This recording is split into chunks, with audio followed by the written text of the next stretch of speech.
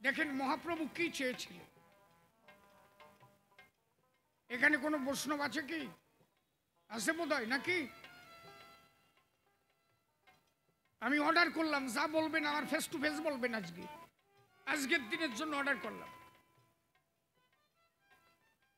আমার একটা সিদ্ধান্ত যদি ভুল হয়, আপনি এখানে দাঁড়াই আমাকে প্রোটেক্ট করবেন। আমি অর্ডার করলাম। মহাপ্রভু যে নাম দিতে এসেছিল, কয়জন বৈরাগী বুঝলো? এই যে 16 কি রে বাবা, এই যে 16 নাম 32 অক্ষর, কথাগুলো শুনে নিও মা। হরে কৃষ্ণ কৃষ্ণ কৃষ্ণ হরে হরে, হরে রাম রাম রাম হরে হরে। এটা মহাপ্রভু কোনোদিন গায় নাই। কোন বইটাকে যদি বলতে পারে বলুক, আমার হাত উঁচু করি, আমার রেফারেন্স দেখাক।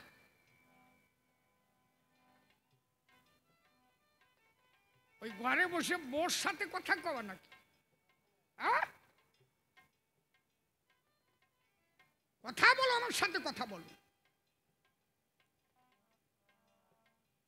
মহাপ্রভু কোনদিন 16 নাম 32 অক্ষর গায় নাই। এমনকি মহাপ্রভু চৈতন্য ভাগবত বৃন্দাবন দাসের গৌরলীলার প্রামাণ্য গ্রন্থ 3খানি। একটা হচ্ছে চৈতন্য চরিতামৃত, একটা হচ্ছে চৈতন্য ভাগবত, আর একটা হচ্ছে চৈতন্য চরিত। চৈতন্য চরিতামৃত লিখেছেন কৃষ্ণদাস কবিরাজ গোস্বামী, চৈতন্য ভাগবত লিখেছেন বৃন্দাবন দাস, চৈতন্য মঙ্গল লিখেছেন শ্রীজীব গোস্বামী। চৈতন্য ভাগবতের আদিখণ্ড 98 পেজ। বাড়ি যদি গ্রন্থ থাকে আজকেই যাবা খুলবা। কিন্তু বর্তমান যে সংস্করণ করা হয়েছে যে গ্রন্থগুলো, এগুলো না, মিনিমাম 40 থেকে 50 বছর আগের চৈতন্য ভাগবত লাগবে। এরা পরবর্তীতে মহাপ্রভু যা করে নাই তাই করানো হচ্ছে। চৈতন্য ভাগবতের আপনি 30 বছর আগের গ্রন্থ যদি পান, 98 পেজ আদিখণ্ড আমার কাছে আছে। সেখানে মহাপ্রভু পরিষ্কার বলছে 16 নাম 32 অক্ষর হচ্ছে তন্ত্র, আর হরি নাম হচ্ছে মহামন্ত্র। সেই মহামন্ত্র হচ্ছে হরি বল, যেটা মহাপ্রভু বলতেন একবার হরি বল, একবার হরি বল।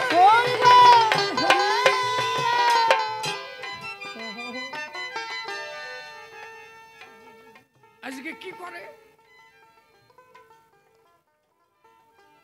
এই জন্য দেখবেন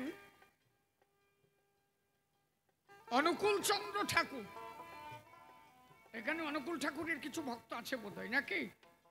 আছে না? অনুকূল ঠাকুরের ওই যে বন্দনাটা দেখেছেন তো, ওর মধ্যে কি লিখেছে? হরিনাম ধর্ম কোনটা? উনিও তো বলে গেছেন। হ্যাঁ, অনুকূল ঠাকুরের একটা বন্দনা আছে না, জয়রা। আমার কথা বোঝো না? বোঝো নাই না? জয় রাধে রাধে কৃষ্ণ কৃষ্ণ গোবিন্দ গোবিন্দ বলো রে। জয় রাধে রাধে কৃষ্ণ কৃষ্ণ গোবিন্দ গোবিন্দ বলো রে। রাধে গোবিন্দ গোবিন্দ গোবিন্দ গোবিন্দ গোবিন্দ গোবিন্দ গোবিন্দ রাধে গোবিন্দ গোবিন্দ গোবিন্দ গোবিন্দ গোবিন্দ বলে সদা ডাকো রে। জয় রাধে রাধে কৃষ্ণ কৃষ্ণ গোবিন্দ গোবিন্দ বলো রে। মন জয় রাধে রাধে কৃষ্ণ কৃষ্ণ গোবিন্দ গোবিন্দ বলো রে। ছাড়ো রে মন কপট ছাতু, বদনে বলো হরি হরি। ছাড়ো রে মন কপট চাতুরি, বদনে বলো হরি হরি। হরি নাম পরম ধর্ম জীবেরই মূল নাম পরম ধর্ম জীবেরই মূল মর্ম হরি নাম পরম ধর্ম জীবেরই মূল মর্ম অধর্ম কুকর্ম ছাড়ো রে হরি হরি বল হরি হরি বল কৃষ্ণ কৃষ্ণ গোবিন্দ গোবিন্দ বল রে অমন জয় রাধে রাধে কৃষ্ণ কৃষ্ণ গোবিন্দ গোবিন্দ বল রে এই যে হরিনাম হরিনাম পরম ধর্ম জীবেরও মূল মর্ম অধর্ম কুকর্ম ছাড়ো তাহলে অধর্ম কুকর্ম ছাড়ো হরিনামই পরম ধর্ম এই জন্য বলছে সাররে মন কপট চাতুরি বদনে বলো হরি হরি কি বলেছে হরি হরি এই জন্য মহাপ্রভু বলছেন 16 নাম 32 অক্ষর হচ্ছে তন্ত্র আর হরি নাম হচ্ছে মহা মন্ত্র মন্ত্র এই জন্য দেখবেন যে যেখানে নামযজ্ঞ হয় সেখানে কি বলে রাধা কৃষ্ণ প্রেমানন্দে স্কেল ঠিক কর লাথি মেরে ফেলে দেব রাধা কৃষ্ণ প্রেমানন্দে হরি হরি বল সাধু গুরু বৈষ্ণব প্রেমানন্দে হরি হরি বল যা কিছু বলুক স্কেল যা আমার স্কেল ঠিক কর গানের স্কেল ঠিক কর যে কোনো দেব দেবতার নামে ধ্বনি দিলে শেষে বলে হরি হরি বল আপনি যেখানে নামযজ্ঞ হবেন সেখানেও বলে হরি বল যেখানে মনসা পুজো সেখানেও বলে হরি বল তাহলে যেখানে 16 নাম 32 অক্ষর যদি মহানাম হয় তার মধ্যে হরিনাম দেওয়ার দরকারটা কি এর মানে কি জানো একটা প্যারাসিটামলে জ্বর সারে কিন্তু একটা হায়ার অ্যান্টিবায়োটিক সে ব্যথার কাজও করে মাথা ধরার কাজও করে ফাঁসার রোগও সারে সব রোগে হায়ার অ্যান্টিবায়োটিক দেওয়া যায় যারে বলে ক্যালভাম 625 এটা হলো হায়ার অ্যান্টিবায়োটিক সব কাজে যায় তেমনি মতুয়ারা যে হরিনাম করে মহাপ্রভু যে হরিনাম করেছিল এটা হচ্ছে হায়ার অ্যান্টিবায়োটিক এর সমস্ত জায়গায় কালী পূজাও হলে হরিবল দুর্গা পুজো হলেও হরিবল নিতাই গৌরপতি হরিবল প্রেমানন্দে হরিবল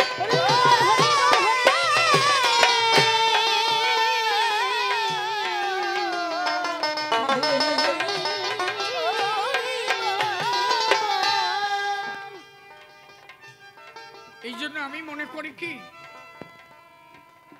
আমি যে পথে যাব আগে আমার বিবেচনা করতে হবে আমি কোন পথে যাব কি বলেছি আমি আগে নিজে বিবেচনা করব আমি কোন পথে চলছি আমার বিবেকের কাছে আপনি যদি আমার যুক্তিকে আটকাতে পারেন মহাপ্রভু নিজে বলছেন আদিখণ্ডে মহাপ্রভু নিজে বলছেন কি যারাই যে মালা টিপে হরিনাম করে কি বললাম যারা মালা টিপে না দেখো নাই ওই যে থলির মধ্যে হাত নিয়ে বিড় বিড় বিড় বিড় করতে করতে আটা দেয় আছে কি না কথা কই না কেন সেটা আছে না বাহ যাই দেখো আছে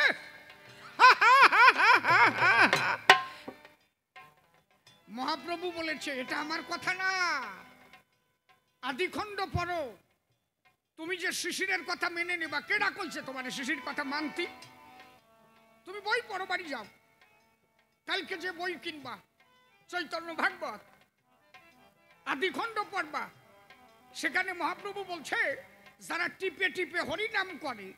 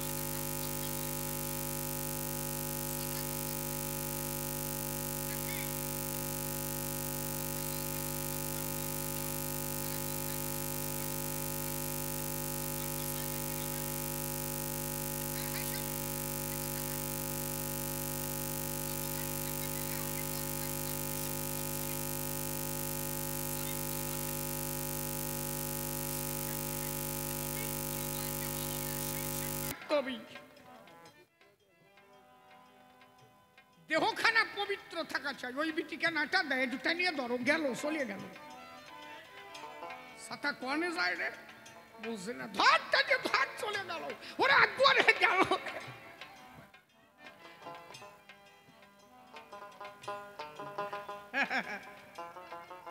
এই জন্য আমার ঠাকুর বলেছে, আজকে কত বৈরাগী বোঝে না, এগুলো বড় দুঃখের বিষয় যে মতুয়াদের মানতে চায় না। আজকে ওরা আবার কি দাঁড়ায় গেল রে। হ্যাঁ, ঠিক আছে, আমার একটা কথার জবাব দেন তো। আমার কথা কি বেতাল আসছে নাকি?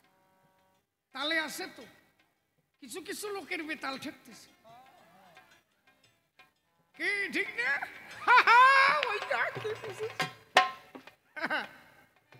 আমি হলো সাচ্চা কথা কোয়া মানুষ, ওই হাবি জাবির মধ্যে আমি নাই। একা রান্না খাবে, বলি কি গোসাই একা ঘরে যাবে, কেউ ছুটি পারবা না।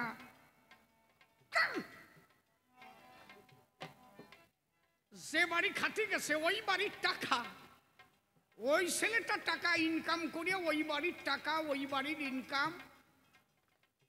আবার যদি বলে খোকা বাজার করে এনে দে, দুটো অন্য সেবা নিতে হবে, ছেলেটা গার ঘাম জল করে বাজার করে এনে দিস, বাজারের ব্যাগ ধরে নিয়ে আসলো বাজার থেকে, দোষ নাই। কথা বুঝতেছ?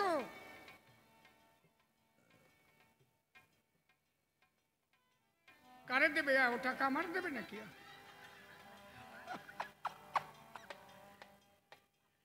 না, ওই জোলাই হাত দিছে তো, এই জন্য কলা।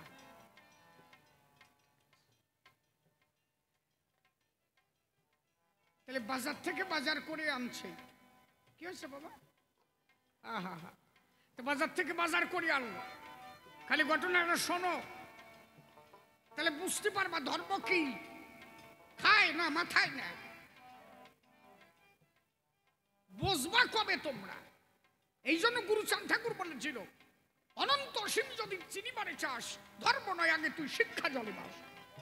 মানুষ শিক্ষিত হলে এই অন্ধ কুসংস্কার এগুলো ফেলতো পায় ঠেকি, এদের জায়গা দিত নাকি বাড়ি?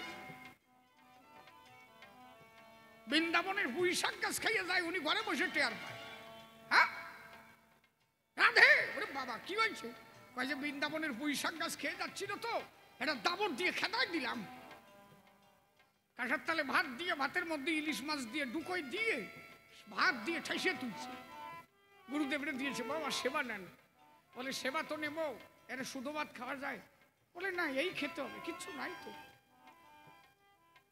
কি কষ্ট হয়েছে বুঝিস? বৃন্দাবনের পুঁই শাক গাছ ছাগলে খেয়ে গেল, দাবড়ায় খেতালাম, দেখলি না? বলে তা তো দেখেছি। তাহলে এই শুধু ভাত দিয়ে খাওয়া যায়? বলে গুরুদেব সাইডকে সাটাম কম দেবেন, এখান থেকে বৃন্দাবন দর্শন করতে পারেন, আর ভাতের তলায় ইলিশ মাছ টেয়ার ভান না। না, হ্যাঁ, কবে থেকে সব শুরু হচ্ছে?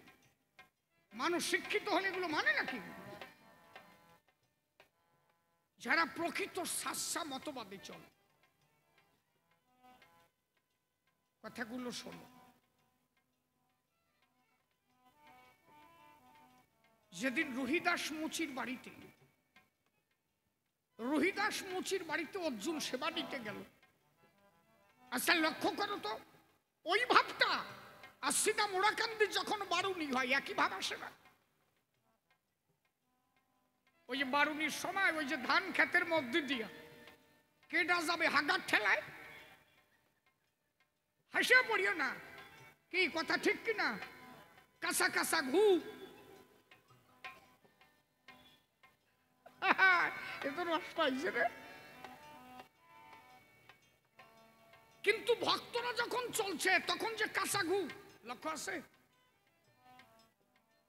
আমার বিচরণের ভাব, রহিদাসের ভাব, যারা বিশুদ্ধ বৈষ্ণব, পার্থক্য আছে? বলতে পারো? রহিদাস মুচি বলল সেবা নিতে হবে, অর্জুন বলল সেবা নেব, তাহলে স্নান করতে যাই। স্নান করতে নিল কোথায়?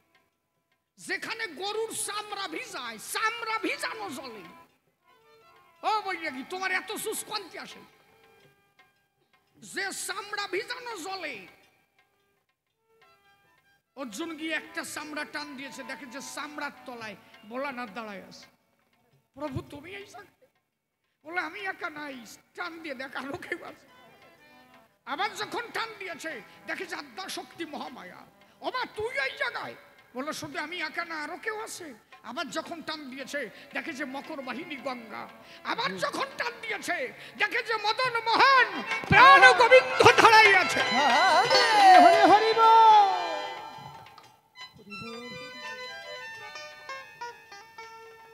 আরে ভক্তি থাকলে ওই পচা চামড়ার তলেও ভগবান যায়। ভক্তি থাকলে পচা চামড়ার তলেও ভগবান যায়। তাহলে ঠাকুরনগরে বারুণীর সবাই ও যদি গুয়া থাকে, মানুষ ভক্তির দ্বারা তার ভগবানকে লাভ করে নেয়। বইটা কি তোমার ভাষায় এত সুস্কে? ব্যাপারটা কি? লজ্জা ঘৃণা ভয় তিন থাকিতে, তাহলে তোমার এখনো সুস্মার্গই যায় নাই, তুমি ভগবান পাবা কবে? এই জন্য মতুয়ারা এইগুলো মানে না, বলছে কুকুরের উচ্ছিষ্ট পেলে মোড়া খাই, বেদ বিধি সংচার নাহি মারি তাই। একটা কুকুর খাচ্ছে, মতুয়ারা তার সঙ্গে প্রসাদ খাচ্ছে। কেন? মতুয়ারা জানে যে আমার মধ্যেও যে কথা কয় ওই কুকুরের মধ্যেও সে কথা কয়। সর্বভূতে হরিময় জগৎ সভায় হরিময় হরি বল হরি বল। প্রকৃত মতুয়ার ভাবধারা আর একজন বৈষ্ণব তার ভাবধারা আলাদা আছে কি? এই আলাদা বাদিছে কোন জায়গায় কটা? এই যে কেউ সাথে আমি কব না সাপারে করব।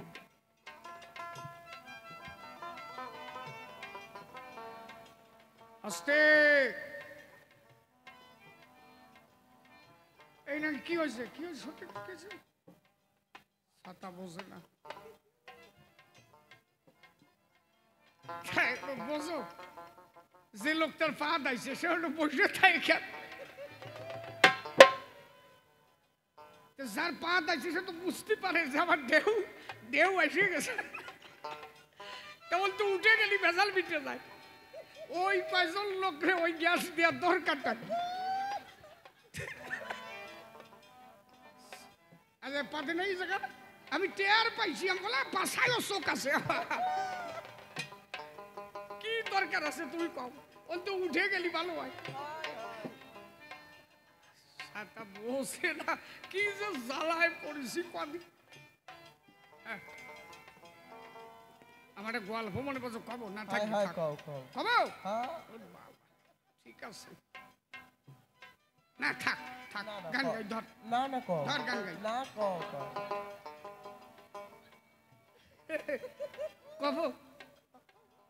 আমি হলো এই কইয়ে দুটে খাই, আমি না কইয়ে কলে যাই।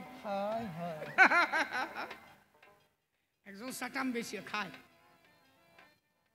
না, থাকবে থাক, ধর এই ধর কব। ওর বাবা দেও গরজ কি দেহ ওই এই ফেলে। একজন সাটাম বেশি খায়, ওর বউর নাম হয়ে গেছে সাটামিয়ার বউ।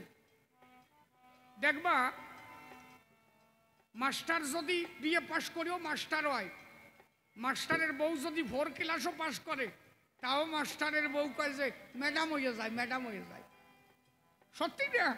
আর মেথনের বউ যদি বিএ পাশও করে ওরা মেথনের বউই থাকে। কথা কি আমি খারাপ করছি? নাপিত যত বড় বিএ পাস করুক, নাপিতের বউরি কয় যে নাপতা নিয়ে আসতেছে।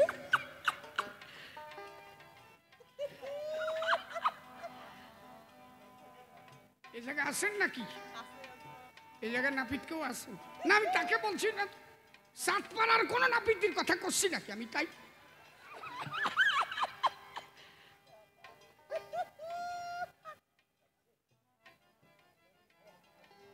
ও তো সাটাম বেচে খায়, ওর বোর নাম হয়ে গেছে সাটামিয়ার বউ। একা তো আর ঘরে থাকতে পারে না, গ্রামের সবাই ভয় পরামর্শ করে।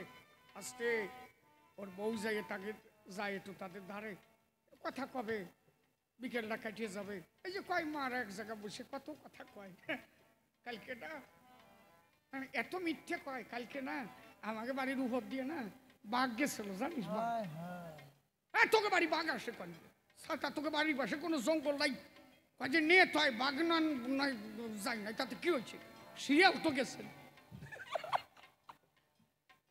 কয় সাল শিয়াল দেখি নিয়ে শিয়াল যায় কনে শিয়াল যায় নিয়ে তয় নাই ভুল হয়েছে তা কুকুর তো জাতি পারে দেখছো একবারে কলি হয় যে কি গেছো সাতা মাছ জানা নাই কি তা কয়জন এক জায়গায় কথা কয় আর সাটামের বউ আসার আগে ওই কয়জনের কথা বন্ধ করে দেয় কয় যে কথা বলিস না সাটামের বউ আসতেছে সাটামের বউ ভরে গেছে জ্বালায় তাহলে কোনো জায়গায় যাওয়ার কয়দা নাই আমি যাওয়ার আগে কথা বন্ধ হয়ে যায় কয় যে সাটামের বউ আসতেছে বাড়ি যে সাটামেরে কয় যে শোনো আমারে সারবা না তোমার সাটাম সারবা তোমার ঘর আমি আর করবো না আমি যে কয়জনের সাথে একটু কথা কব আমি যাওয়ার আগে কয় যে সাটামের বউ আছে ও কয় যে দেখ তোরে তো সারা যাবে না সাটাম সারিয়ে দিয়েছি সুন্দরবনে এক সপ্তাহ যাই ঘুরিয়ে ঘুরিয়ে সাটাম সারিয়ে বাড়ি আসি আর সাটাম রাখবো না সুন্দরবনে গেছে এক সপ্তাহ ধরে থাকিয়ে এক সপ্তাহ পরে আইসে ঘরে সাটামের বউ যাইয়ে এটা প্রণাম দিয়েছে বাইসে গেছে তাহলে সাটাম সারিয়ে আইসো তো কয় যে হ একটু আনি নাই কয় যে সুন্দরবন গেলিয়ে বাঘ টাক দেখলে না কয় যে আমার কথা বলতে দিস না কথা কলি সাটাম হয়ে যাবে না কিন্তু কয় যে গেলিয়ে সুন্দরবন বাঘ দেখলে কিনা তাই তুমি করবা বল তা সাটামের দরকার কি কয় যে শোন আমি কথা কব কথার মধ্যে ফোড়ন কাটবি না পারবি নি কয় যে হ্যাঁ সত্যি কথা কইও কয় যে তার মিথ্যে কব না আমি কেবল যাইয়ে সুন্দরবন দাঁড়ালাম একটা royal Bengal tiger 5 battery light জ্বালাই আসতেছে কয় যে ওই বাগে লাইট পাবে কনে কয় যে কলাম না কথা কইসলে কথা কলি চাটাম হয়ে যায় তোরে কলাম না কয় যে বাগে তোমার কি হলো কয় যে বাঘ দেখে ভয় পেলাম আমি গাছে উঠে দৌড়ে উঠলাম দেখ মানুষ ভয় পালি কি হয় আমার তো প্রস্রাব আইছে বাঘ নিচে দাঁড়াইছে আর আমি উপরেতে প্রস্রাব করে দিলাম ওরে সুন্দরবনের বাঘ যে কি তুই তো যাইয়ে জানিস না শালা ওই যে উপরেতে প্রস্রাব করে দিছি আর ওই বাঘ করিছে কি ওরে ওই জায়গার বাঘে যে কি ট্রেনিং কমপ্লিট করা রে আমি তো জানতাম না রে ওই মুদ বাইয়ে বাঘ আটি আসতিস কয় যে এই যে একটা হুলো সাটাম দিলে না কয় যে কলামে না কথা কইস না কথা কলি সাটাম হয়ে যায় বলে তারপরে কি হইলো বাঘ ধরেছে কয় যে কি যে কইস আমার বুদ্ধি কম আছে বাঘ যেই ধরবে আমি প্রস্রাব কাটাপ করে দিলাম চলাৎ করে নুনুটা টিপে ধরলাম প্রস্রাব বন্ধ হয়ে গেল বাঘ দাম করে নিচে পড়ে গেল বাঘে আমার ধরবে কি করি আমার কাছে কল আছে না সাটা বোঝে না এই জন্য যেই যা করো হাতে কল থাকা দরকার এগুলো বোঝা দরকার হরিবল আগে এই জন্য হরিচাঁদ ঠাকুর বলছে কি আমার ঠাকুরের মূল কথা হচ্ছে তাই কোনো কিছুর দ্বারা ঈশ্বর প্রাপ্তি নয় ঈশ্বর প্রাপ্তি হয় তার সদ্গুণ এবং সৎ চরিত্রের দ্বারা কথা বোঝা গেছে কি চরিত্রটাকে তুমি পবিত্র রাখো এই জন্য অশ্বিনী গোসাই লিখেছে না যার চরিত্র পবিত্র হৃদয় সদা প্রেমানন্দে ভাসে এ মহাদেশে তার হরির অভাব এর থেকে সাচ্চা কথা আর কোনো জায়গা কথা বুঝেছিস হ্যাঁ ভাব সরকার চলে আইছে বুঝলেন আমি আর অল্প একটু গাইয়ে নামিয়ে যাবো উনি আবার আইসে ধরবে উনি আর সহ্য করতে পারতেছে না এটি আইসে কিছু করার নাই বসে থাক কি হ্যাঁ দেব তো না দিয়ে আমি যাবো নাকি সাতা আর কি কইছে তা কব না কয়ে যাবো নাকি উনি বসে থাক ওই জায়গা যে যা পা দে উনি শুনতে থাক কি হরিবল হরিবল হরিবল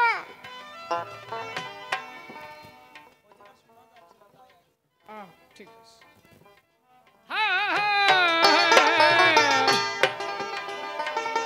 পবিত্রময় দেহ হলে সেই সে প্রাপ্ত হরি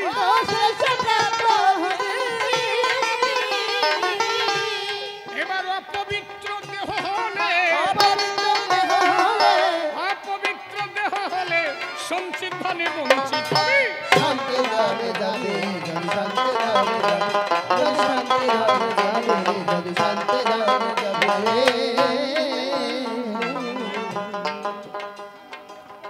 শান্তিপুর ভাবের পাগল প্রেম রসে হয়ে বিভোর করিতেছে প্রেমের কল্লোল, দেখলে পাগল হবি। দেখলে পাগল হবে। একবার হরি বলে বাহু তুলে, দুই বাহু তুলে হরি বল, হরি বল হরি বল। একবার হরি বলে, হরি বলে,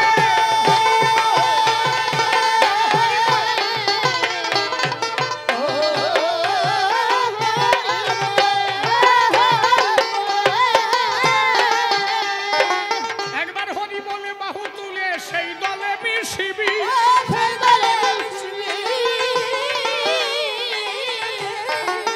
হরি বলে সেই পাগলের সঙ্গ নিয়ে, সেই পাগলের সঙ্গ নিয়ে সেই পাগলের সঙ্গ নিয়ে পাপিতঙ্গ জোড়াইবি।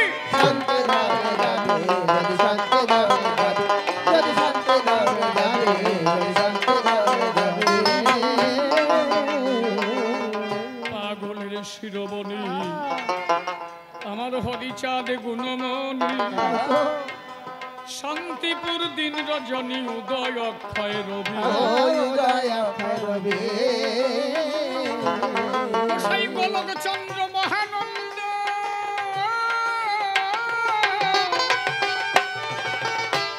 গোসাই গোলক চন্দ্র,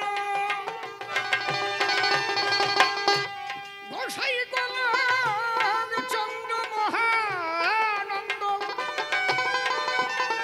গোসাই গোলক চন্দ্র মহানন্দ সেই পাগলে ভাবি।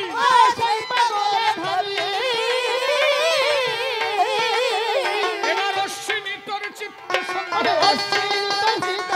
বলে অশ্বিনী তোর চিত্ত সন্ধ এককালে সব ঘুচাইবি। শান্তি ধামে যাবে যদি শান্তি ধামে যাবে, যদি শান্তি ধামে যাবে, যদি শান্তি ধামে যাবে।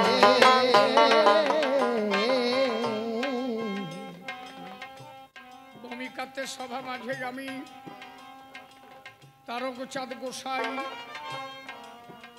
বিপক্ষেতে হরিবর আপনারা শুনেছেন সবাই। আমি পাঁচালিতে না গিয়ে সুরে তার জবাব করব দান, যেভাবে প্রশ্নপত্র করবে উত্থাপন। শ্রী হরিচাঁদ কেন এই জগৎ মাঝে গেল, এমন কি বলো দেখি বাকি থেকে গেল। কি বাকি ছিল যা দিতে গেলেন দয়াল হরিচাঁদ। এইবার বসে বসে শোনেন যত ভক্ত জ্ঞানী জন। আচরিয়া ধর্ম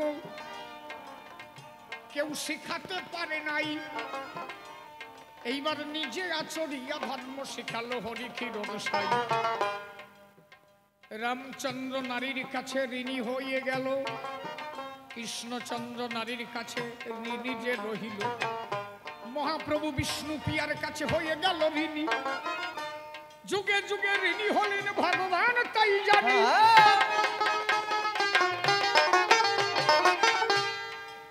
ডাক দিয়ে মহাপ্রভু বিষ্ণু পিয়াকে কয়, কি চাও তুমি বিষ্ণু পিয়া, কও দেখি আমায়।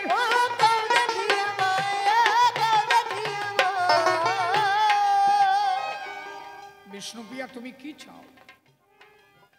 বিষ্ণু পিয়া বললেন আমার আর কিছু চাওয়ার নেই। আস্তে এবার একটু ধর্ম আলোচনায় যাই। বললেন আমার কিছু চাওয়ার নেই।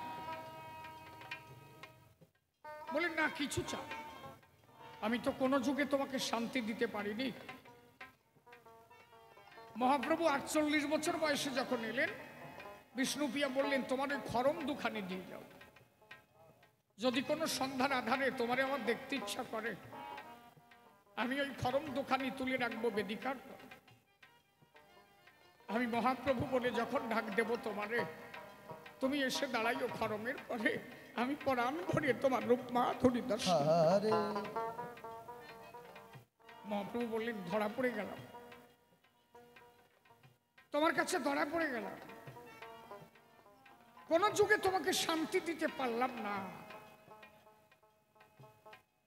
তুমি ছিলে সীতা, পেলে কত ব্যথা, হলে রাধা, পেলে বাধা, হলে বিষ্ণু পিয়া, গেলে জনম ভরি কাঁদিয়া। কোন যুগে তোমায় শান্তি দিতে পারি নাই। শান্তি দিতে এবার আমি আসবো ওরাকান্দির গায়ে। যেহেতু শান্তি দিতে পারি নাই তোমায়, তাই এবার শান্তি মাতা বানাবো। তোমায় শান্তি দিয়ে সংসার করে লীলা আমি করিব। যার কারণে বিষ্ণু পিয়ায় আমার শান্তি মাতা হলো। নিজে আচরিয়া ধর্ম হরি আমার জীবকে শিখালো। নিজে সন্তান জন্মাইয়া জগৎকে দেখায় কিভাবে তার হস্ত ধর্ম পালন করা যায়। এ পর্যন্ত কোন লীলায় যাহা হয় নাই, এবার ওরাকান্দি লীলাই করলেন হরি ক্ষীরদ সাই। কোন যুগে ভগবান মা বাবাকে আনন্দ দিতে পারেন নাই। রাম যখন বনবাসে গেল, পিতৃসত্য পালনের তরে 14 বছর বনবাসী। দশরথ রাজা বাসী মরা হয়েছিল, কত ব্যথা বাবার মনে। কৈশল্যাকে দেখে দিয়ে চোখের জলে ভেসে গেল। কৃষ্ণচন্দ্র তিনিও দৈবকীকে কাঁদাল, যশোদাকে কাঁদাল। এমনকি প্রভাস নদীর তীরে যখন যজ্ঞ হলো, শ্রীকৃষ্ণ যখন যজ্ঞের দ্বারে গেল, যজ্ঞের প্রহরী তারা যশোদা মার খেতে হয়েছিল। বিষ্ণুপ্রিয়া সচিমাতাকে কাঁদালো, নিজে বিষ্ণুপ্রিয়াকে কাঁদালো। মহাপ্রভু এই যে যুগে যুগে নারীর কাছে ঋণী থাকে, মহাপ্রভু মায়ের আশা পূর্ণ করতে পারলেন না। এই জন্য দেখবেন একটা প্রবাদ গান আছে না, ও নিমাই দাঁড়ারে দাঁড়ারে নিমাই দেখিব তোরে, আছে না? তাহলে সচিমাতার মনে কত কষ্ট ছিল।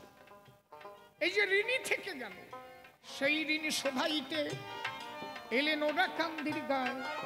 নিজের মা বাবাকে শান্তি দিলেন হরিদয়াময়। পূর্ণ গার্হস্থ ধর্ম দেখো জগতে দিয়ে গেল। প্রেমানন্দে বদন ভরি হরি হরি বলো।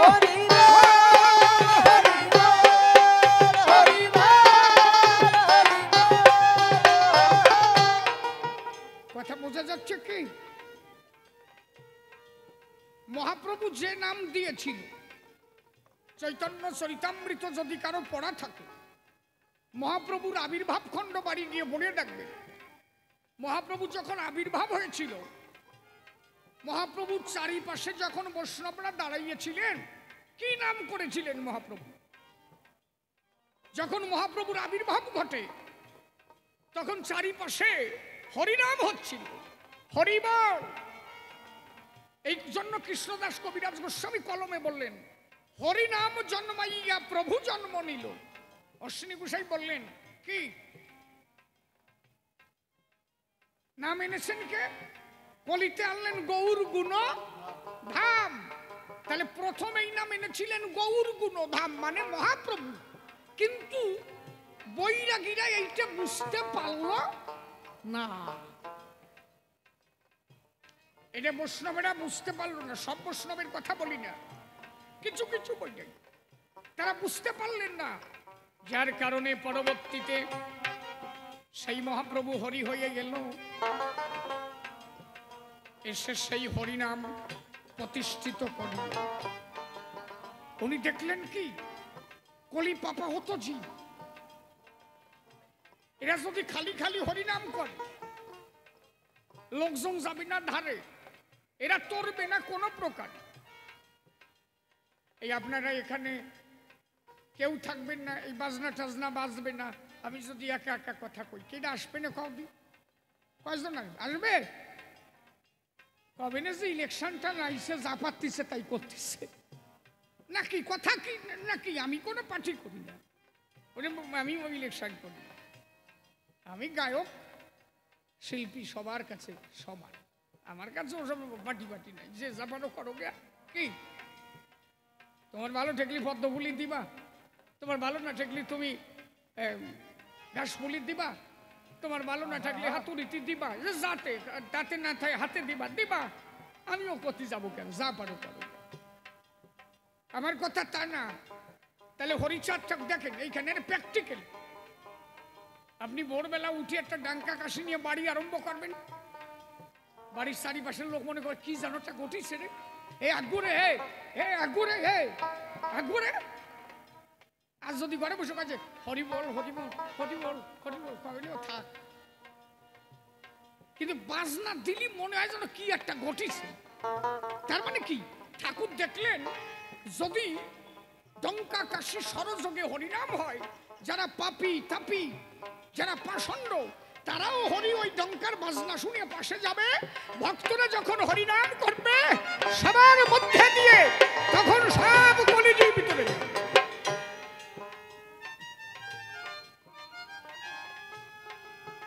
তাহলে যা দিতে বাকি আর কি ছিল? আজকে হরিচাঁদ ঠাকুর আসার মূল কারণটা কি? হরিচাঁদ ঠাকুর আসার মূল কারণ কি? আমি মূল সত্যটাকে তুলে ধরি। আমরা যদি অষ্টবিংশ এই অষ্টাদশ থেকে ঊনবিংশ শতকের ইতিহাস পড়ি তাহলে আমরা বুঝতে পারি সেই সমকালীন অবস্থায় ব্রাহ্মণ্যবাদ কিভাবে অনুন্নত সম্প্রদায়ের উপরে চেপে বসেছিল। আচ্ছা, মূল কথাগুলো শোনো, এখন শোনো। এই যে অনুন্নত সম্প্রদায়ের উপরে ব্রাহ্মণ্যবাদ চেপে বসলো, ব্রাহ্মণ্যবাদ, সেগুলো কেমন? রামকান্ত ভোগ নৈবেদ্য দান করতে গেল গোবিন্দের উপায়। কয়জন ব্রাহ্মণ এসে বলে তখন রামকান্তের ওঠাই। ভাইয়া ডাক দিয়ে বলে রামকান্তের ধারে, তুই গোবিন্দ প্রসাদ দিলি কেন? এতে আমাদের গোবিন্দ হইল অপমান। রামকান্ত বলে তখন, ভগবানের কোনো জাতাজাতি নাই, ভগবান যিনি সবার কাছে তিনি যে সমান হয়। ওরা বলে ব্রাহ্মণ কুলে মহাপ্রভু, বৈশ্য কুলে কৃষ্ণ, ক্ষত্রিয় কুলে রাম, তোদের নমশূদ্র কুলে কবু ভগবান আসে নাই, ঈশ্বর প্রাপ্তি তোদের দ্বারা কবু সম্ভব নয়। তোরা যদি এতই ভালো হবি তাদের তোদের কুলে ভগবান এলো না কেন? বৈশ্য কুলে কৃষ্ণ আসলো, বন্ধ করে দাও। বৈশ্য কুলে কৃষ্ণ এসেছে, ক্ষত্রিয় কুলে রাম এলো, ব্রাহ্মণ কুলে মহাপ্রভু এলো, তাহলে তোরা যদি নমশূদ্র কুলে এত ভালো, তোদের কুলে ভগবান এলো না কেন? এই যে আজকে যারা কৃষ্ণ ভরছে আমি তাদের উদ্দেশ্যে বলছি। আচ্ছা, রামকান্ত তো কৃষ্ণ পূজাই দিয়েছিল, তখন তো হরিচাঁদ ঠাকুরের আবির্ভাব ঘটেনি, তাহলে রামকান্তকে পিটানো হলো কেন? আস্তে জবাব দিতে পারো কোনো বৈরাগী? হরিচাঁদরে তো মানবা না, সে মানিয়ে না। রামকান্ত তো কৃষ্ণ পূজাই দিয়েছিল, তাহলে কৃষ্ণকে রামকান্তকে মানা হলো কেন? কারণটা কি? তখন কে কালী ভজলো আর কে দুর্গা ভজলো, আর কে কৃষ্ণ ভজলো, কে রাম ভজলো, এটা দেখাচ্ছিল না। তখন দেখাচ্ছিল হচ্ছে এই, এটা চণ্ডাল কি না, এটা নমশূদ্র কুলের সন্তান কিনা। যদি জানতো এ নমশূদ্র কুলের, সে কৃষ্ণ ভজুক আর কালী ভজুক, কসার বাড়ির অভাব নাই। কথা বোঝা যাচ্ছে না নাকি? তা যদি না হবে, রামকান্ত কৃষ্ণ পূজা দিয়েছিল, রামকান্তকে পিটানো হলো কেন? ভারতবর্ষে একটা ফিল্ম বেরিয়েছে, কার কার দেখা আছে? ভারতে একটা ফিল্ম বেরিয়েছে, কার কার দেখা আছে? একটা চণ্ডালের ছেলে, মানে যাদের চণ্ডাল বলে ভাবা হতো, অনুন্নত সম্প্রদায়, ছেলেটা শুধু মুখে উচ্চারণ করেছে ওং নমঃ শিবায়, সঙ্গে সঙ্গে তার জিভটাকে কেটে নেওয়া হলো। এমন একটা দিন ছিল এই নমশূদ্র সমাজের মানুষ যদি ওং শব্দ উচ্চারণ করে, লেখা আছে ওদের পুরোহিত দর্পণের ভিতরে, ওং শব্দ উচ্চারণ করে তার জিহ্বা কেটে নেওয়া হতো। ভারতে একটা ফিল্ম বেরিয়েছে, দেখবেন। একটা ফিল্ম বের করতে গেলে সরকার অথবা গভর্নমেন্টের যদি কোনো সিগনেচার না হয়, সে ফিল্মটা কোনোভাবে ছাড়তে পারে না। তাহলে তখনকার পরিস্থিতি এইরকম ছিল, তা না হলে ওটা বের করতে পারতো না। এরা শুধু ওং শব্দ উচ্চারণ করলে জিহ্বা কেটে নেওয়া হতো। লেখা আছে দেবী ভাগবতে, যদি কোনো নমশূদ্র উচ্চ কণ্ঠে ধর্ম উপদেশ দান করে, তার গলার মধ্যে গরম তেল ঢেলে দাও। ও সমা কিডা কৃষ্ণ বজলিয়া, আর কিডা গৌর বজলিয়ে, আর কিডা কালী বজলিয়ে, এগুলো দেখে নাই, শুধু দেখেছে এইটে শীতুল কাষ্টের ছেলে মেয়ে কি না, এটা ভাবো না। গুরুচাঁদ ঠাকুরের জন্ম 1846 সাল, ঈশ্বরচন্দ্র বিদ্যাসাগরের জন্ম 1820, ডক্টর বি আর আম্বেদকরের জন্ম 1891, আর যিনি গুরুচাঁদ ঠাকুরের জ্যেষ্ঠ পুত্র শ্রী শশীভূষণ, তার জন্ম 1867। আমি কেন সালগুলো বলছি, আম্বেদকর সাহেবের থেকেও গুরুচাঁদ ঠাকুরের জ্যেষ্ঠ পুত্র 25 থেকে 26 বছরের বড়, যিনি ভারতবর্ষের সংবিধান লিখেছেন। আমার কিছু গণ্ডমূর্খ আছে আমার সমাজে, এরা যদি জানতো যে গুরুচাঁদের অবদান কি, তাহলে এই সম্মিলন করতে, এইরকম সম্মিলন 7টা হতো। কি কইছি বোঝা গেল নাকি? যে আম্বেদকর সাহেবের জন্ম হলো 1891, গুরুচাঁদ ঠাকুর 1846, 13ই মার্চ, তাহলে কত বছরের আপ ডাউন। হরিচাঁদ ঠাকুর তো তার আরো আগে। আম্বেদকরের সময় আম্বেদকর সাহেব যখন স্কুলে যেতেন, তাকে কোনো গেলাসে স্পর্শ করতে দেওয়া হতো না। আম্বেদকর সাহেবের যদি জল পিপাসা লাগতো, ক্লাসরুমে হা করতে হতো, উপর থেকে জল ঢেলে দেওয়া হতো। একদিন পায়খানা করা, যেখানে ব্রাহ্মণরা পায়খানা করিয়ে, ওরে বাংলা ভাষায় কয় যে সোসে নাকি, কেউ কয় জল খরচ, কেউ কয় শোষা, আর এখন তো টিপা কল পাইছি। এখন যে ওরে কি কয় আমি বলতে পারবো না, ওরে টিপা টিপি কয় না কি, যা কয় পাবো। তাহলে এই আম্বেদকর সাহেব, খালি ভাবো, ব্রাহ্মণরা যেখানে শৌচ করে সেই জল খেতে গেল, পিছন থেকে লাঠি পিটা করা হলো। আম্বেদকর সাহেব যিনি ভারতের সংবিধান লিখেছেন, 1891-তে জন্ম, বেশি দিন নয়। এই মতো পরিস্থিতিতে তাই যদি আম্বেদকরকে বাড়ি খেতে হলো, তাহলে গুরুচাঁদ ঠাকুর, হরিচাঁদ ঠাকুর যখন এসেছিল তখনকার পরিস্থিতি কি? আমার কথা বোঝা যাচ্ছে? তাহলে ভগবান দিয়ে কি করবা তুমি? ও তখন কালী, দুর্গা, মনসা, শীতলা, কৃষ্ণ যা বোঝো না কেন, খালি যদি জানতো যে সারালে সল, কসার বাড়ির অভাব নাই। একমাত্র এই বাড়ির হাত থেকে যদি কেউ বাঁচায়, গুরুচাঁদ ঠাকুর বলেছিল যদি শিক্ষা গ্রহণ করিস তবেই বাড়ির হাত থেকে বাঁচতে পারে। আজকে 62 কান্ট্রি, 62খানা দেশে হরি গুরুচাঁদের মন্দির গড়ে উঠেছে। যে নমশূদ্র সমাজ, আমার একটা সাল তারিখ বলেন তো, 1906 সালের আগে নমশূদ্র সমাজে কারো চাকরি হয়েছে? দেখাতে পারেন? 1906 সালের আগে কারো চাকরি হয়েছে? নমশূদ্র সমাজের পূর্ববঙ্গে প্রথম যিনি চাকরি পান, নমশূদ্র সমাজের প্রথম যিনি গভর্নমেন্টে চাকরি পান, তিনি হচ্ছেন গুরুচাঁদ ঠাকুরের জ্যেষ্ঠ পুত্র শশীভূষণ। আজকে বাংলাদেশ, ভারত দিয়ে যদি দেখি, কয়েক লক্ষ নমশূদ্র চাকরি আদায় করলো কে? গুরুচাঁদ ঠাকুর। কৃষ্ণ ভজ আর কালী ভজ, অন্তত দিন অন্তে একবার গুরুচাঁদ বলে প্রণাম করো।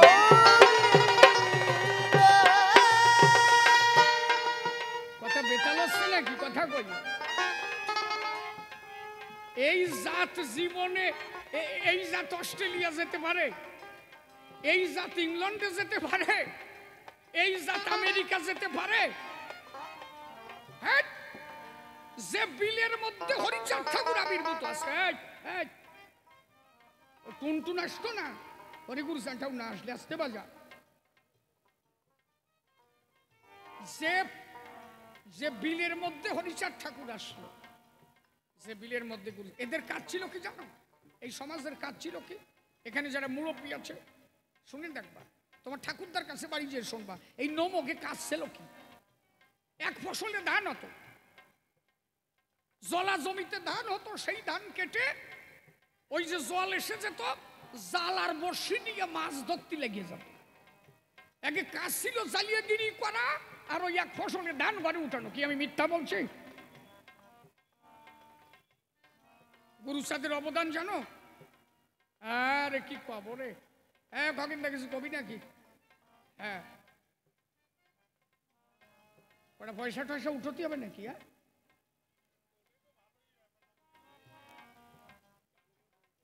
ঠিক আছে, পরে আগে আলোচনা করে নি নাকি? ঠিক আছে। গুরুচাঁদ ঠাকুরের অবদান, হরিচাঁদ ঠাকুর আসলো কেন?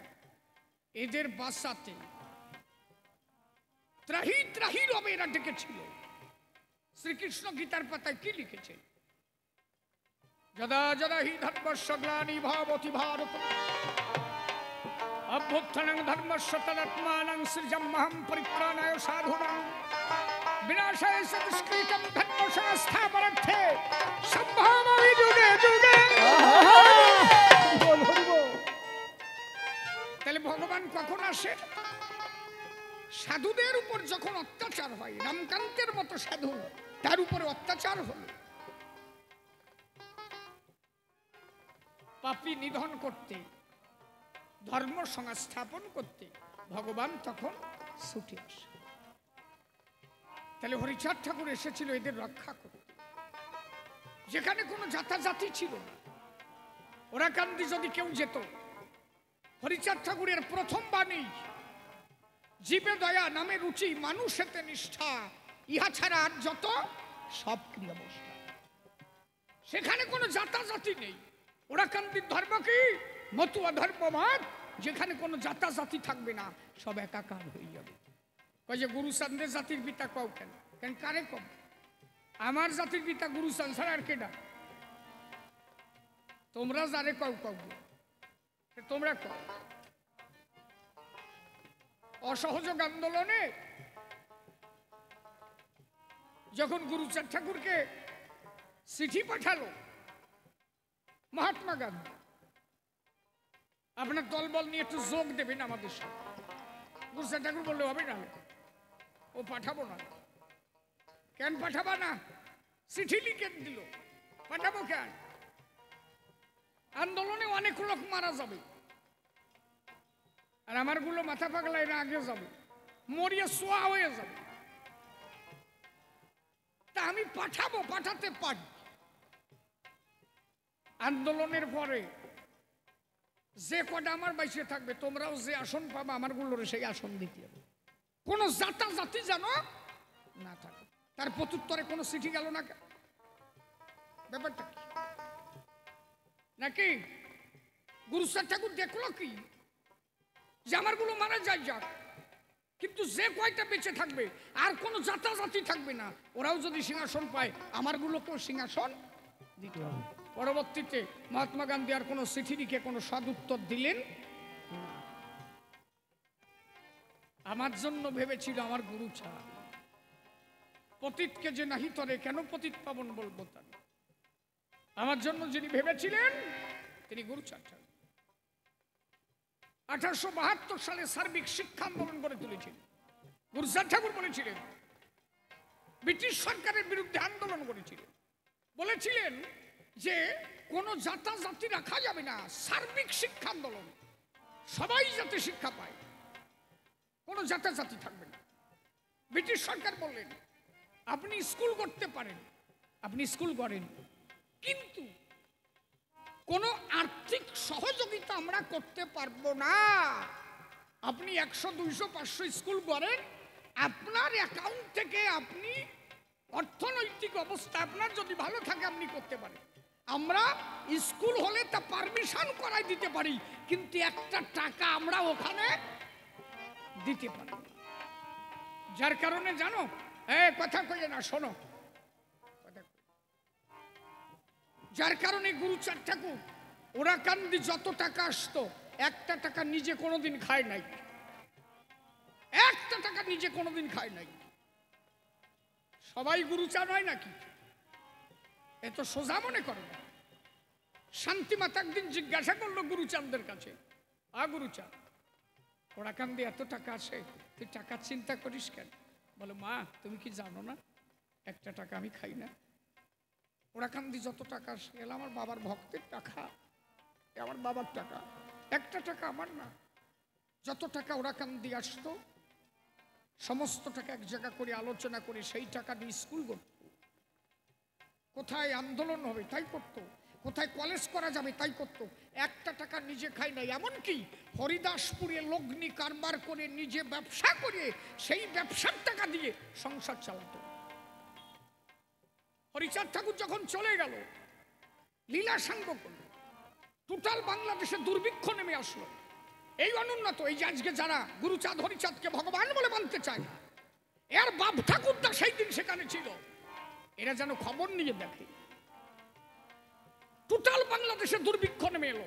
গুরুচাঁদ ঠাকুরের কাছে গিয়ে পা ধরে বললো, বাবা আমরা বাঁচবো কিসে, টাকা পয়সা নাই। ওরাকান্দির থেকে গুরুচাঁদ ঠাকুর 19,000 টাকা এদের মধ্যে বিলিয়ে দিয়েছিল। তখনকার 19,000 মানে এখন কয়েক কোটি টাকার সমান। মহেশ ব্যাপারী ছিল গুরুচাঁদ ঠাকুরের হাতের লোক। গুরুচাঁদ ঠাকুর বলল, কি মহেশ, এই জাতের দায়িত্ব তো বাবা আমার হাতে দিয়ে গেছে, তো এরা দাঁড়াবে কিভাবে? অর্থ যদি না থাকে এরা দাঁড়াতে পারে? এটা কাজ কর, কয়েকশো পানসি নৌকা কর, মিস্ত্রি খবর দে, বারুনিতে যত টাকা ওঠে সব টাকা দিয়ে কয়েকশো পানসি নৌকা বানা। কয়েকশো পানসি নৌকা বানানো হলো।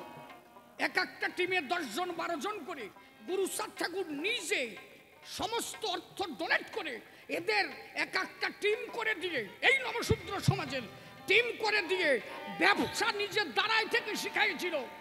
দুটো বাণী দিয়েছিল, চিরদিন সত্য কথা বলবা, কাউকে ওজনে কম দিবা না, তোমাদের ব্যবসা কোনোদিন কমবে না, আমার বাবা তোমাদের সহায় থাকবে, একদিন তোমরা বিশ্বজয় করবা আমি জানি। নিজের জীবনের শেষ রক্তবিন্দু পর্যন্ত যাদের জন্য ভেবে গেল, আমরা কত বড় নির্ভর, আজও পর্যন্ত তার একটু ভগবান বলে স্বীকার করতে পারি। নিজের ভাই যদি দালান দেয়, তাই আর এক ভাই ভাবে যে ভেঙে পড়লি ভালো হয়। কথা কি আমি খারাপ বলছি কি? এইরকম ভাইও আছে, নিজের ভাই দালান দিলে আর এক ভাই ভাবে ওটা ভেঙে গেলি ভালো হয়, আমার সমানও। আচ্ছা, গুরুচাঁদ ঠাকুর তোমাদের কি করেছে? কি হয় সে তোমার জীবনের সর্বস্ব দিয়ে তোমার জন্য মঙ্গল কামনা করলো, তুমি যাতে ভালো থাকো সেই চেষ্টা করলো। গুরুচাঁদ ঠাকুরও তো ভাবতে পারতো যে এইটা কৃষ্ণ ভক্ত, এইটা কালী ভক্ত, এইটা গৌর ভক্ত, এইগুলোকে আমি তরাবো না, আমার কটা নিয়ে তরি, ভাবতে পারতো না? উনি তো তা ভাবে নাই। উনি চন্ডাল গালি যখন মোচন করলো সবাইকে নমশূদ্র টাইটেল দিল, উনি তো পার্থক্য দেখে নাই। তাহলে তুমি কৃষ্ণ ভক্ত হয়ে কেন হরি গুরুচাঁদকে মানতে পারো না যে তিনি তোমার? হরি হরি বল, হরি বল। তুমি যখন নমশূদ্র টাইটেল লেখো, তোমার হাত কেঁপে উঠা দরকার। বৈরাগী টিকিটি নাড়া দিলি কাজ হয় না, কোনটাই কাজ হয় নাই, বাড়ির ঠেলায়। কি কইছি বুঝেছ? ও কোনটাই কাজ হয় নাই। গুরুচাঁদ ঠাকুর যদি না আসতো, 1911 সালে সেন্সাস রিপোর্টে যেদিন চন্ডালগালি মুক্ত করা হয়, প্রহ্লাদ একটা কথা বলেছিল, আমি এখন মনে মনে ভাবি প্রহ্লাদ সেদিন ঠিক বলেছিল। সেন্সাস রিপোর্ট যখন তুলতে হবে 35 টাকার দরকার। গুরুচাঁদ ঠাকুর বললো 35 টাকা কোথায় পাই? তখনকার 35 টাকা মানে এখন বিরাট ব্যাপার। উনি তালতলা গেল, প্রহ্লাদ নামে একজন ভক্ত বলল, কি বাবা 35 টাকা আমি দিব। তা প্রহ্লাদের কাছে গেল, প্রহ্লাদ বলল 5 টাকার উপরে দিতে পারবো না। গুরুচাঁদ ঠাকুর বলল, সত্য রক্ষা কর, এই চন্ডাল জালি তুলতে হবে, সেন্সাস রিপোর্ট তুলতে হবে। মীর সাহেব বলেছে 35 টাকা দরকার, টাকা দে, সত্য রক্ষা কর। সেদিন প্রহ্লাদ বলেছিল নমকি আমি একা হব, আর কয়জন কি করবে? এখন মনে করি প্রহ্লাদ ঠিক বলেছিল। আজকে এখনো এই নমশূদ্র সমাজের মানুষ বোঝে না যে একমাত্র যদি সেই টাইটেল কেউ তুলে থাকে গুরুচাঁদ ঠাকুর তুলেছিল। আরে তারে ভগবান না মানিস, শ্রদ্ধা ভক্তি তো রাখতে পারিস, সকালবেলাটা প্রণাম তো দিতে পারিস, তো সল চাকরি করে কর করিয়ে নোট গনে কাটতা, এই হিসেব রাখবি না? কথা আমি বেতাল করছি নাকি নাকি? সাচ্চা কথা কই মাসি তোর বাড়ি আসি আর না আসি, ও গানের বাইনার ভয় শিশির কোনোদিন করেও না আর করে না। তাই তো এই মাসে 34 পালা গাইছি। বৈশাখ মাস পর্যন্ত কোনো ফাঁকা নাই। জ্যৈষ্ঠ মাসের 3 তারিখে বাড়িতে অধিবাস, আপনাদের সকলের নিমন্ত্রণ। আমি থাকি গাগনাপুর, আপনাদের ঠিকানা দিলাম গাগনাপুর স্টেশন। ওখান থেকে 5 কিলোমিটার ভিতরে নিমিঝিমি গ্রাম। বৈশাখে এই জ্যৈষ্ঠ মাসের 3রা জ্যৈষ্ঠ প্রথম শুক্রবার, বাংলা মাসের প্রথম শুক্রবার, মানে জ্যৈষ্ঠ মাসের প্রথম শুক্রবার অধিবাস। গতবার দল হয়েছিল 131টা, এবার 250 দল হওয়ার কথা। সকলের নিমন্ত্রণ। ওখানের মহোৎসব একটু আলাদা হয়। ভারত বাংলাদেশ দিয়ে 2টো মহোৎসব হয়, একটা ওখানে হয় আর একটা হয় বাংলাদেশে বড় রাজেন্দ্র পাগলের বাড়ি। এই 2টো মহোৎসব। যদি বলেন কেমন মহোৎসব, 3টে গ্রন্থ সমাপ্ত করা হয়। শ্রী শ্রী হরিলীলামৃত প্রথম থেকে শেষ পর্যন্ত করা হয়, শ্রী শ্রী হরিসঙ্গীত প্রথম থেকে শেষ পর্যন্ত পুরো গান করা হয়, শ্রী শ্রী মহাসঙ্গীত প্রথম থেকে শেষ পর্যন্ত করা হয়। ঘরে 7 দিন 7 রাত লাগে এই 3টে গ্রন্থকে সমাপ্ত করতে। টোটাল 9 দিনের অনুষ্ঠান থাকে। আপনাদের সকলের নিমন্ত্রণ, আপনারা সবাই আসবেন, আপনাদের অনুষ্ঠান আপনারা করবেন। জয় জয় হরি গুরু চাঁদ প্রেমানন্দ হরি বল, হরি হরি হরি বল, হরি বল। আমি মনে করি আজকে গুরুচাঁদ ঠাকুর 1912 সাল, আর কত কবর নামি নাকি? উনি তো বসে রয়েছে একটু গাক, পরে আবার কবাডি নাকি? একবারে শেষ করবো। আর তালি পলি ভাই সাতা ও বুড়া কবাইয়ে দিয়ে দরকার নাই কি? হ্যাঁ, আমার একটা গল্প মনে কব না? থাক থাক, কব গল্প কব। ওরে বাবা, দেখ এই বুড়ি কি করে দেখ। হ্যাঁ, আমাকে বাড়ির পাশে গল্প না, আমি সত্যি একটা কথা কই, পরে গল্প কবার। আমাকে বাড়ির পাশে নারায়ণের মা, এই যে ওনার মতো প্রায়। নারায়ণের মা নারায়ণের কাছে, নারায়ণ আমি যদি মরিয়া যেতাম না, বাঁচতাম, এই জ্বালা আর সহ্য হয় না। এই মাঝে মাঝে আমাকেও মনে হয় এই নমো হয়ে যদি হরিগুরু সামনে না আসেনি, মাঝে মাঝে মরিয়ে মনে হয় যে মরিয়ে যাচ্ছে ওই নারায়ণের মার মতো। তা নারায়ণের কাছে, নারায়ণ আমি মরিয়ে গেলি বাঁচতাম।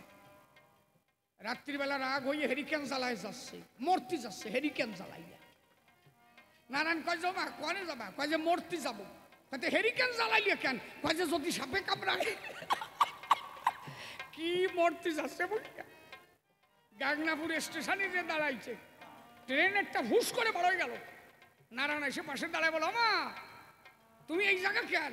কয় যে নারায়ণ আমি মরবো, আমি বাঁচবো না। কয় যে তাই তুমি এই যে ট্রেন একটা বড় হয়ে গেল। কয় যে নারায়ণ তাই তো ভাবতেছি, এই ট্রেন যদি আমার উপর দিয়ে যেত আমি কি বাঁচতাম রে বাবা, আমি কি বাঁচতাম? শুধু এই ভাবনা করলে তো হবে না, তাই না? মূল সত্যকে ধরতে হবে, সত্য জায়গা হাত রেখে কথা বলতে হবে। ওই 2 সাইডে মুখস্থ কথা কলাম হয়ে গেল। 1912 সালে সর্বপ্রথম গুরুচাঁদ ঠাকুর ব্রিটিশ সরকারের হাত থেকে 5ম জর্জ, যিনি দরবার মেডেলে ভূষিত করেছিলেন। টোটাল 52 ম্যান, 52 জন মানুষ দরবার মেডেল পেয়েছিল। তার মধ্যে একজন ব্যক্তি ছিল নমশূদ্র, তিনি গুরুচাঁদ ঠাকুর। আল্লাহদের দেই টের পাও না তো যে কিভাবে তোমাকে দাঁড় করাইছিল। মাস্টারি করো, উকিল, হ্যাঁ অতটা যা, তুই যা, কি হয়েছে যা, কত সময় বসে থাকবি, তোরও তো চাপ দেয় কি, যা যা।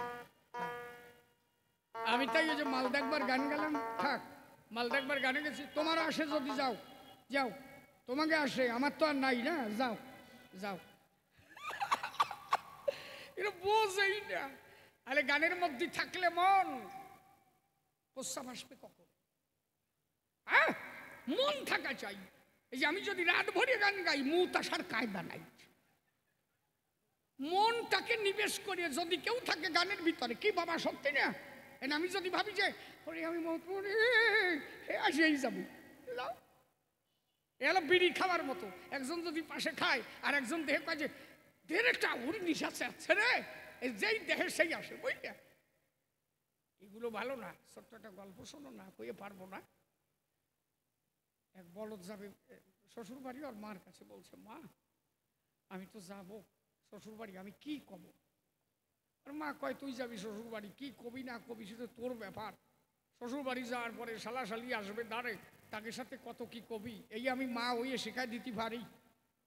কয় যে তোমার অত বেশি শিখতে হবে না, আমি কি কব খালি মূল কথাগুলো কই না। কয় যে প্রথমে যাবি, তোর শ্বশুরের শরীর ভালো না, শাশুড়িরই যাই প্রণাম দিবি, যদি শাশুড়িরই না পাস বড় শালারে প্রণাম দিবি। শালারে প্রণাম দিয়ে তুই বলবি, এই এই বাবা কেমন আছে? তোর শ্বশুর মশাই তোর বাবা, তা শুনবি বাবা কেমন আছে। তা ওরা যদি কয় যে ভালো আছে, তুই বলবি ভালো থাকলি ভালো। উনি লিখতেছে ওই কথা কবে, ওই কথার পরে ওই কথা উনি কব। তারপরে মা আর কি কব, কয় আরো কত কথা বলতে হয়। তা তোর শ্বশুরের শরীর ভালো না, বলবি কোন ডাক্তার দেখাস। ডাক্তারের নাম যদি বলে সদু মধু গেদু যাই কোক, তুই বলবি ডাক্তার একেবারে খারাপ না, ওই ডাক্তার আমার মা রে যাইয়া মাঝে মাঝে দেখে আসে। আরে লিখে নিয়ে গেছে, আমার মাকে গিয়ে মাঝে মাঝে এই ডাক্তার দেখে আসে। এই ডাক্তার কি খেতে বলেছে বাবাকে? যা বলে আপেল আনারস, তুই বলবি খুব ভালো পথ্য, এটা চাকচাক করে গেলাসে বিজয় খালি পিত্ত ঠান্ডা হয়, চাকচাক করে গেলাসে বিজয় খালি পিত্ত ঠান্ডা। তোর শাশুড়ি এসে তোর গলা জড়ায় ধরে কান্দে পড়বে, তোর শ্বশুরের শরীর ভালো না, কত টাকা চলে গেল, জামাই গেলে দরদ উঠে আসে, তোর জড়ায় ধরে কান্দে পড়তে পারে, বাবা এত টাকা চলে গেল, আমি কি নিয়ে বাঁচবো বাবা। যদি কান্দে পড়ে তুই সাহস দিস, ভয় কিসে, আমি আছি তো, টাকা না দিস সাহস দিস, লিখে নিয়ে গেছে আমি আছি তো। যেদিন শ্বশুর বাড়ি গেছে ওই দিনই শ্বশুর মরিছে। কথাবার্তা ঠিক থাকে, ওই দিনই শ্বশুর মারা গেছে। শালারা ধরা গলায় নিয়ে ঘুরে বেড়াচ্ছে, বড় শালারে প্রণাম দিয়ে বলছে, এই বাবা কেমন আছে, ওই যে লিখে নিয়ে গেছে। বড় শালা ভাবে যে এই আমার সিঁড়ি মাইয়া দিছি, এই বুম দিয়ে বেতালে পড়িস, বাবা মরে গেছে ধরা গলায়, এ বোঝে না, ভালো আছে টেয়ার পাচ্ছিস না, না ভালো আছে, ওটা রাগের খেলা, ও কাজে রাগিস কেন, ভালো থাকলি ভালো, ওই যে লেখা আছে। এই বাবারে কোন ডাক্তার দেখতেছে রে, মাঝে শালি কাজে জম ডাক্তার, ও কাজে রাগিস কেন, তুই জানিস ওই ডাক্তার আমার মাকে যে মাঝে মাঝে দেখে আসে, লেখে রাখছে। এই বাবার কি খাতি বলিছে, হ্যাঁ ছোট শালি এসে টেয়ার পাইস না, ওর কি ভালো পাথর রাগিস কেন, ওই গোড়ার ডিম চাকচাক করে গ্লাসে ভিজয়ে প্রত্যেক দিন জল খেলে পিত্ত ঠান্ডা হয়। শাশুড়ি তো আর জানে না এই ভেজাল বাঁধিছে। ঘরের তে শাশুড়ি দৌড়ে এসে জামার গলা জড়ায় ধরে বলছে, জামাই গত মাসে একটা আম কাঠের খাট বানাইছি, 50,000 টাকা খরচা গেছে, কত আশা ছিল তোমার শ্বশুর আমার পাশে থাকবে, পৌষ মাসের রাত ক্যালকালায় কাটিয়ে যাবে। জামাই আমার খুব পুরা কপাল, সারা জীবন বাসের চালিতে গেল, যেই ভাবলাম যে ভালো খাটের শোবো, তোমার শ্বশুর চলে গেল, বাবা আমি আর কি করবো, লেখা আছে তো, ও তাতে কি আমি তো আছি। এই জন্য তোরে করি বাবা, ও থাকলি কোনো কাজ হবে না, এইভাবে আর কব না, মনে আছে ভাবো, এ পর্যন্ত ভাবের পালা ছেড়ে দিয়ে যাব, এইবার গণপতি বাবু এসে একটা গান গাবে, 2 সার কথা হরি কথা ওর কাছে শুনিবে, তারপরে দুজনে মোরা দেব মিলন।